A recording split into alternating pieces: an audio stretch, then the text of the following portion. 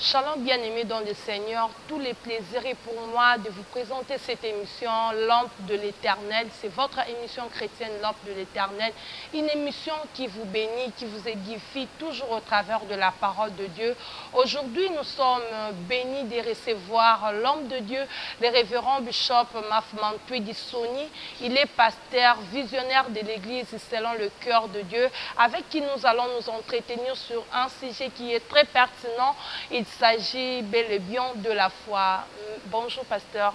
Bonjour, Maman Bertina. Merci encore une fois d'avoir accepté à notre invitation.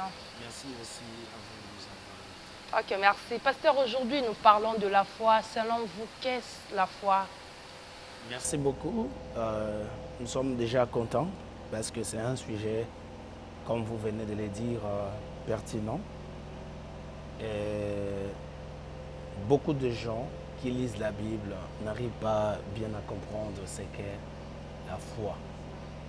Parce que la foi, en fait, pour ceux qui ont eu la chance d'apprendre les choses de la Bible, pour ceux qui ont eu la chance d'aller dans des écoles bibliques, la foi, on les met parmi le sujet, si vous voulez bien, doctrinal.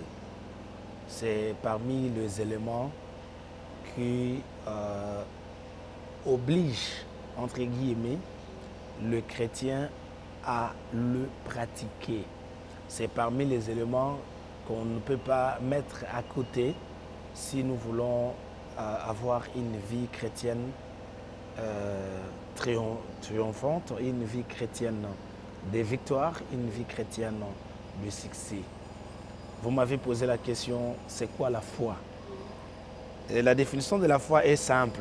Pourquoi je dis simple? Parce que c'est parmi les éléments que la Bible nous aide à comprendre par ses enseignements, par ses écrits, à avoir déjà une idée sur ça. Quand on prend notre Bible, dans les livres des Hébreux, la Bible nous donne déjà la définition de la foi.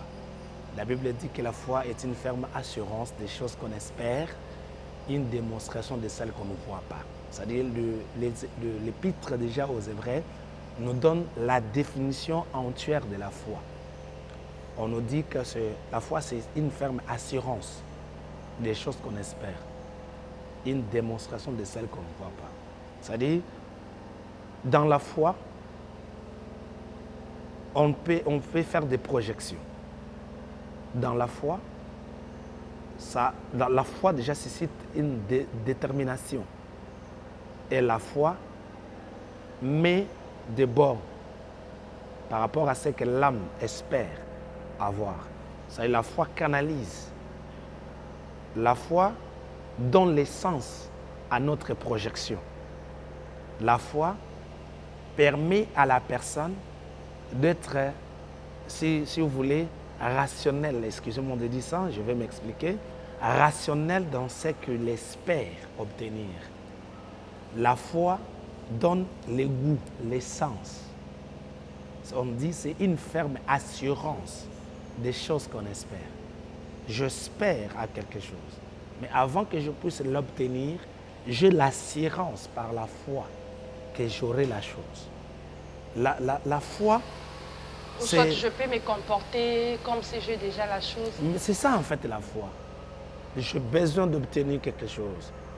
J'ai besoin de bénéficier de quelque chose. Mais la chose en question, avant que je puisse l'obtenir, ma foi me permet déjà de me comporter comme si j'en ai. C'est comme si je détiens la chose. Comme si je dispose déjà la chose. C'est ça en fait la foi. La foi est une ferme assurance, je vais vraiment insister sur ça, des choses qu'on espère et une démonstration de celles qu'on ne voit pas. Mais je vais me battre pour que nous puissions expliquer cette définition. Quand j'espère à quelque chose, c'est-à-dire, c'est ce que ma foi, ce que ma vie chrétienne veut pour sa croissance. J'espère à quelque chose. Je veux dire que la chose en question et à l'avenir et au futur.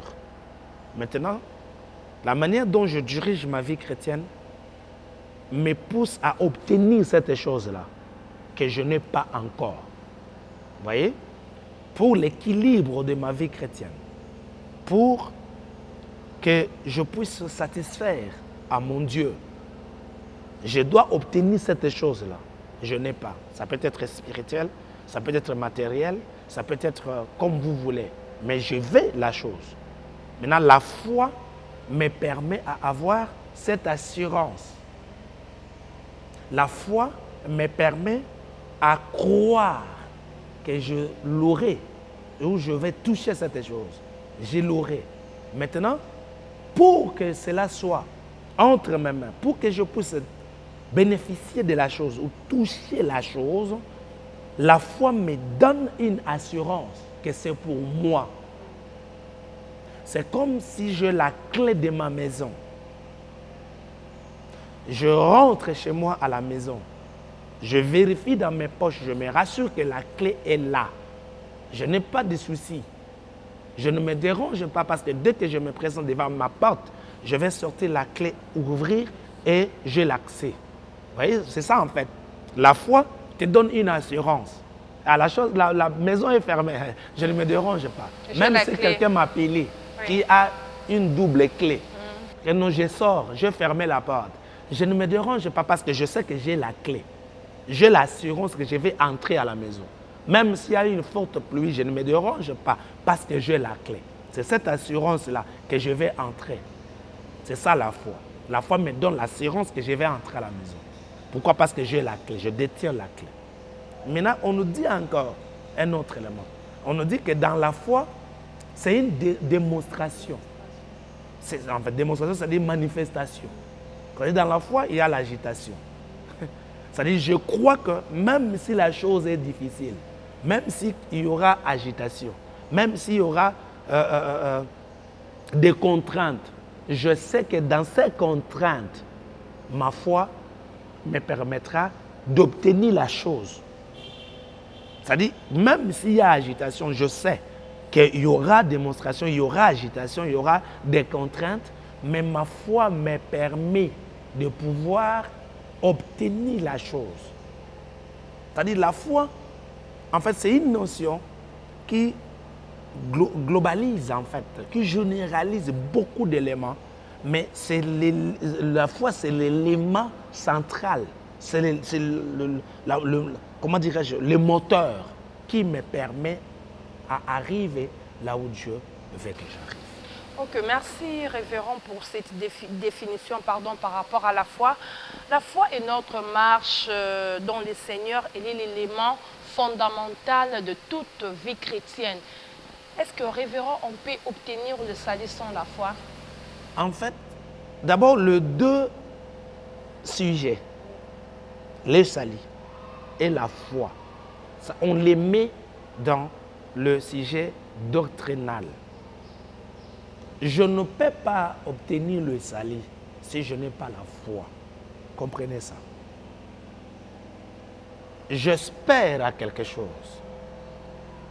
Je vais obtenir le salut parce que le salut aussi fait partie de la chose que je peux espérer. Mais pour bénéficier de ce salut, je dois avoir la foi. Pourquoi? Parce que la Bible dit, celui qui n'a pas de foi, il déplaît à Dieu. Comment tu peux obtenir le salut si déjà tu déplais à Dieu? Si Dieu n'est pas content de toi. C'est-à-dire, lorsque tu as le salut, en ayant le salut sur toi, en ayant la foi oui. sur toi, c'est cette foi-là qui va te conduire, qui va t'amener au salut. Parce qu'on ne peut obtenir le salut que si tu plais à Dieu. Si Dieu est d'accord. Et la Bible même dit que sans la foi, il est impossible de être agréable. C'est-à-dire pleure à Dieu. Tu ne peux pleurer à Dieu que si tu as la foi. C'est-à-dire c'est la foi qui est un élément qui t'amène à comprendre ou qui t'amène à bénéficier, enfin, qui t'amène d'abord à comprendre le plan de Dieu, c'est-à-dire le plan du salut, qui te conduira à bénéficier de ce salut. C'est-à-dire la foi qui va t'amener au salut. Je vais encore insister. Parce que dans la notion de la foi, il faudrait que nous séparons beaucoup de choses. Parce que Philippe, l'épître aux Philippe nous aide à comprendre d'abord l'essence de ce que je vais dire. La Bible dit qu'il y a la foi de l'évangile. C'est-à-dire la foi qui nous permet à comprendre même l'essence de la parole. Lorsqu'on nous prêche la parole, c'est par la foi qu'on peut arriver à comprendre cette parole. Par là, on peut énumérer combien de sortes de la foi, quand vous parlez de la foi, de l'évangile. Non, en fait, selon la Bible, il n'y a qu'une seule foi. Selon la Bible, il n'y a qu'une seule foi. On n'a pas, c'est-à-dire dans l'essence ou dans la foi proprement dite, il y a des sous-foi. Excusez-moi de dire ça parce que des sous-éléments de la foi, pour que les gens arrivent à comprendre. C'est-à-dire qu'il y a des sous-éléments de la foi. Il y a la foi naturelle, il y a la foi spirituelle, il y a la foi surnaturelle. Vous comprenez? C'est-à-dire dans la foi proprement dite, il y a des sous-éléments de la foi. On peut trouver ce que j'appelle la foi naturelle, il y a ce que nous appelons la foi spirituelle, il y a la foi surnaturelle. Vous comprenez? Mais le sens, déjà, l'élément, c'est la foi. Il n'y a qu'une seule foi. Oui, merci révérend pour cette explication par rapport à cette question. Matthieu 9, 2, je déversais à lire Matthieu 9, 2 et Matthieu 9, 22. Matthieu 9, 2, j'ai lu au nom de Jésus. Et voici, on lui amena un paralytique couché sur un lit. Jésus, voyant leur foi, dit au paralytique, « Prends courage, mon enfant, tes péchés te sont pardonnés. » Matthieu 9, 22, Jésus se retourna et dit en la voyant, « Prends courage, ma fille, ta foi t'a guérie. » Et cette femme fut guérie à l'heure même. Pasteur, ici on parle de l'histoire d'un paralytique et d'une femme atteinte de perte de sang. Quelle est la foi qui peut produire un miracle ou une solution? Est-ce la foi par exemple de son entourage ou celle du malade? La notion de la foi par rapport à Christ, il nous aide déjà à comprendre. Tu peux avoir une grande foi, il n'y a pas trop de soucis, parce que la Bible déjà nous aide à comprendre la petite foi, la moyenne foi, excusez-moi de dire ça, et la grande foi. La Bible déjà nous donne ces trois notions. Maintenant, dans ces trois notions, déjà la petite foi est capable de faire quitter une montagne. Maintenant, la moyenne de foi et la grande foi. Vous voyez déjà? C'est-à-dire, en ce qui concerne la guérison, en ce qui concerne les éléments matériels, soulignons ça.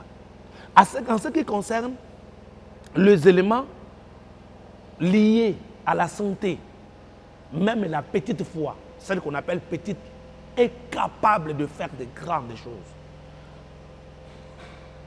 Ne prenons pas la foi, ou ne comparons pas la foi par rapport à la dimension que nous voulons obtenir.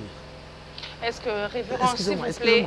Excusez-moi un moment, parce que c'est très important, surtout pour ceux qui sont en train de nous suivre. Ne comparons pas la foi par rapport à ce que nous voulons obtenir.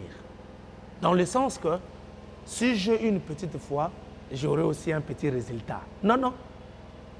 Je peux avoir une petite foi, mais le résultat lié à cette petite foi est tellement extraordinaire.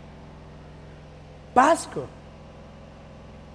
la petite foi, comme une sémence de sénévé, est capable de faire quitter une montagne, on dit une montagne. C'est-à-dire déjà, c'est disproportionnel. Ce n'est pas proportionnel. Que j'ai un, je dois avoir un ici, non? Ici, j'ai un, mais là-bas, j'ai 60. J'ai un ici, là-bas, j'ai 1000. C'est-à-dire c'est disproportionnel. Ça part au-delà, ça ne s'explique même pas par rapport au résultat.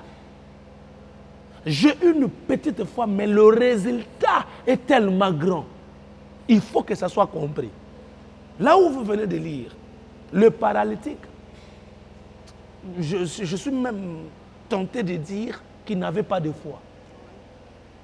Je suis même tenté de dire C'était la foi de son entourage. Oui, du fait qu'il n'y avait plus l'assurance. En fait, il a tenté, il a essayé par-ci, par-là, que ça n'a pas marché.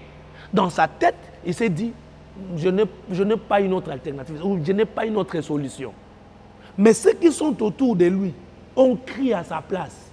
On l'a pris, on l'amène auprès du Seigneur. Jésus les guérit.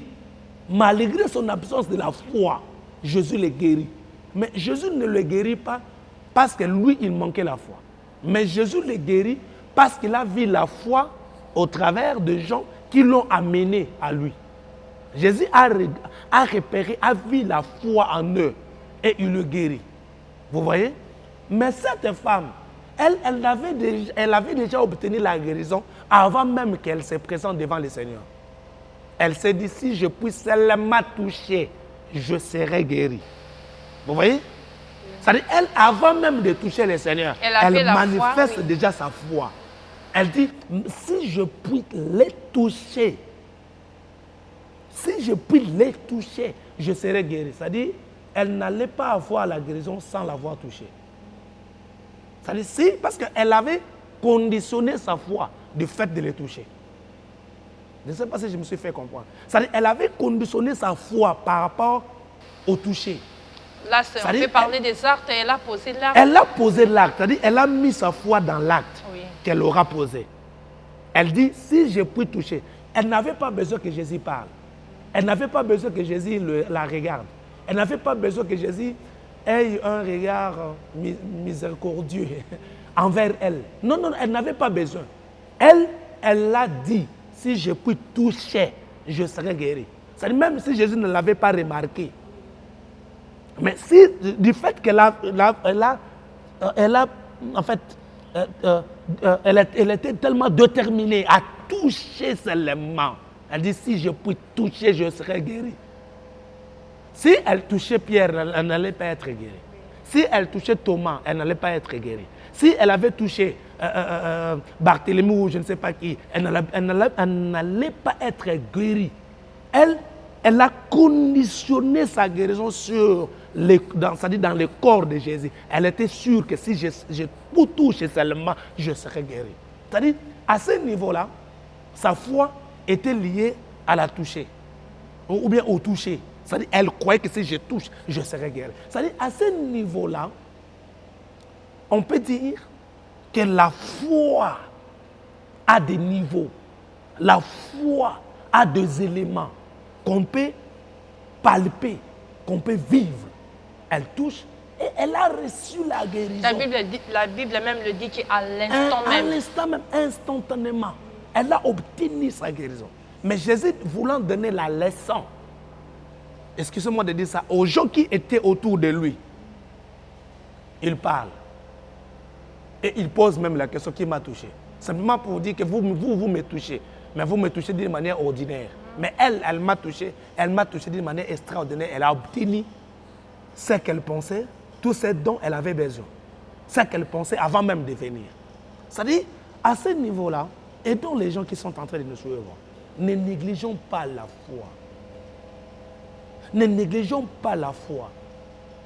Il ne faut pas qu'on arrive à penser qu'on ne peut obtenir le changement, la restauration, comment dirais-je, le haut fait de l'Éternel, que si j'ai une grande foi. Parce que ça va nous amener à un niveau où on va se poser des questions, comment on peut quantifier la foi. Mais c'est pour cela que moi j'aime la qualité de la foi. Il suffit seulement que j'espère à quelque chose. Il suffit seulement que je sois déterminé à obtenir la chose. Je n'ai pas besoin de quantifier ma foi.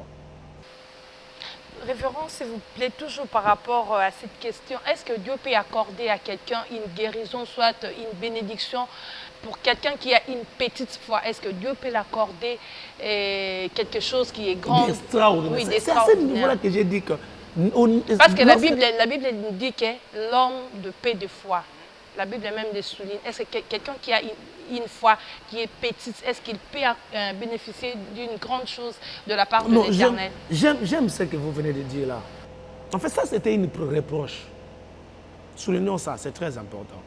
Quand le Christ a réprimandé, en fait, a reproché à ses disciples que les hommes de peu de foi, En fait, c'était une reproche. Parce qu'on l'a amené, en fait, quelqu'un a amené son enfant auprès des disciples du Seigneur pour qu'il puisse prier pour lui. Malheureusement, ils n'ont pas pu guérir la personne. Vous voyez? Maintenant, quand le Christ est descendu, lui, il guérit la personne. Le disciple vient auprès du Seigneur pour lui dire, Seigneur, mais comment nous, on n'a pas pu le faire? C'est pour cela que le Christ leur a reproché en leur disant, en fait, les a reproché en leur disant, le gens de paix de foi. Et il dit, quand est-ce que je continuerai à être avec vous?